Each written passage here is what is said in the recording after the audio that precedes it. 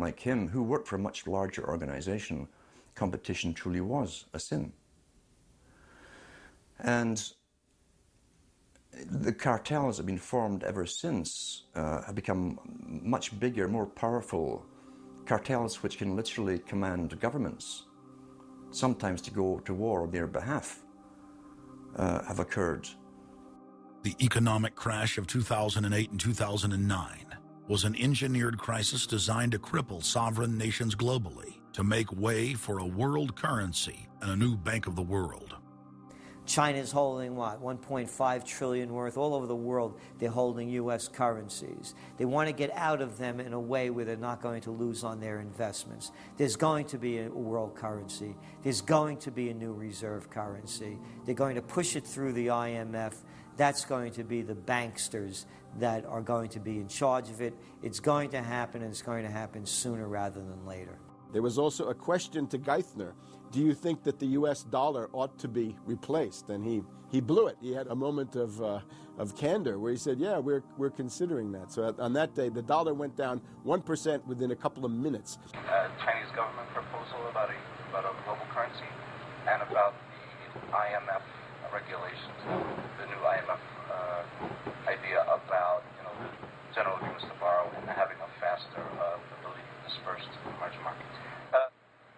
As I understand this proposal, it's a proposal designed to increase the use of the IMF's special drawing rights. And we're actually quite open to that suggestion. Timothy Geithner's comment about global currency is not off the table because it's not off the table and it's going to come. The whole world is ready to bail out of bucks. They just want to do it in a way where they're not going to lose on their investments. That's all that's going on. All the people around the world, the Japanese who have $1 trillion, the Chinese who have $1 trillion, the Saudis have $1 trillion, the Europeans something similar, they're all going to dump it at the same time. The rush for the exits. And that will then create hyperinflation. When America finishes supplying the manpower and the military for standardization of the world into the one system, and they want a secular world society with a hint of greening and Gia worship for sustainability reasons. America, as they're finishing off this agenda, they'll be pulling the rug from underneath Americans at home at the same time towards the latter stages. When the dollar starts to slide, and this was always the nightmare of Paul Adolph Volcker, who is now sitting in the Obama White House, once the dollar starts to go, there's nothing to stop it. There's no useful way that you can stop it once it begins to gather momentum. So I think we're facing the probability of some form of dollar panic combined with hyperinflation sometime during the Obama presidency. They're now pulling the rug away from under the feet of the people. They're becoming rapidly a non-manufacturing country. Any country that can't manufacture its own goods, even for self-defense, therefore is no longer sovereign, independent, and able to sustain itself, which tells you that this is all part of the plan. It started with the very beginning when you established that there was a Federal Reserve System given the power of the state to create money out of nothing and to do so without any regard to the will of the people, without any regard to what's behind the money system.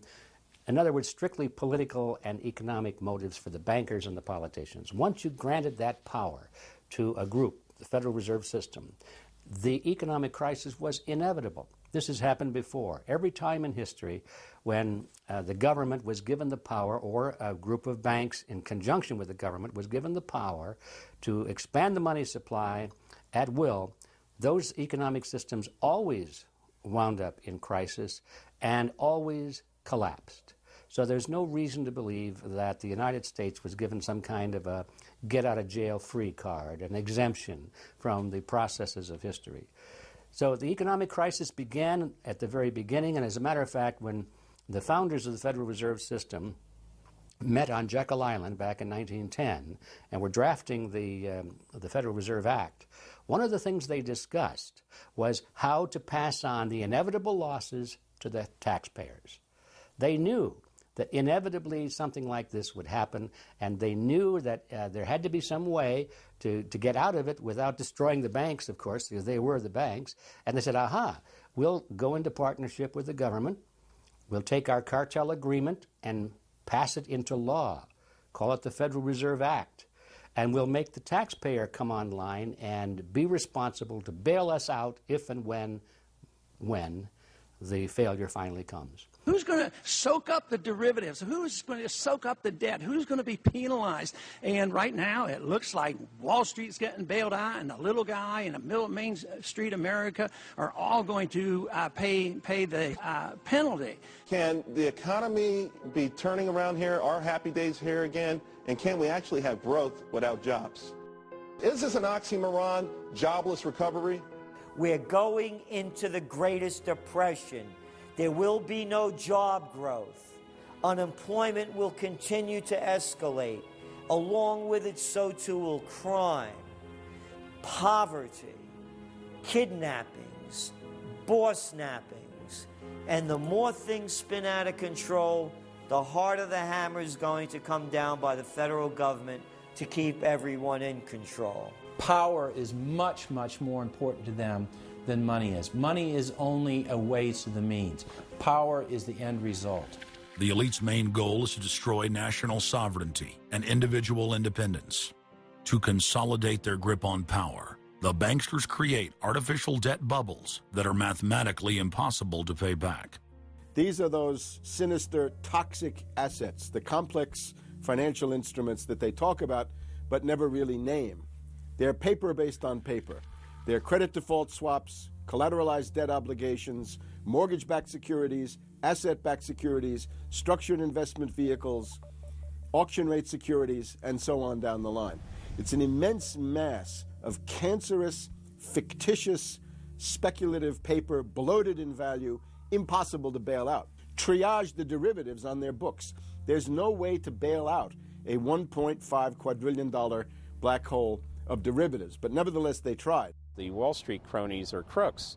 If you leave the vault to the bank open, these people are going to help themselves. The job of the government is to make sure there's somebody there to make sure the vault is closed, and very few people have the combination.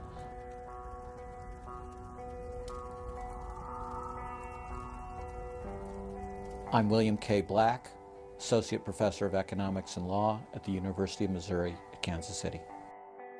I was a senior regulator in a number of different positions during the heart of the savings and loan crisis. On a staff level, I led the re-regulation of the savings and loan industry. The purpose of regulation and effective criminal prosecution is to make sure that cheaters don't prosper, that honest manufacturers win in competition. The primary driver of the current crisis is accounting control fraud. These are frauds led by the CEOs of the major lending institutions and major banks and institutional buyers of toxic waste product. How did it start? It started with mortgages, particularly non-prime mortgages. In September of 2004, the FBI warned that there was an epidemic of mortgage fraud, their words, and that this epidemic of mortgage fraud would cause an economic crisis at least as large as the savings and loan debacle if it wasn't stopped. The FBI found that 80% of the mortgage fraud was being induced by the lenders, not by the borrowers. You know, much of the rage has been against the borrowers, but if you want rage, it should be at the CEOs who became fabulously wealthy by following a strategy based on fraud.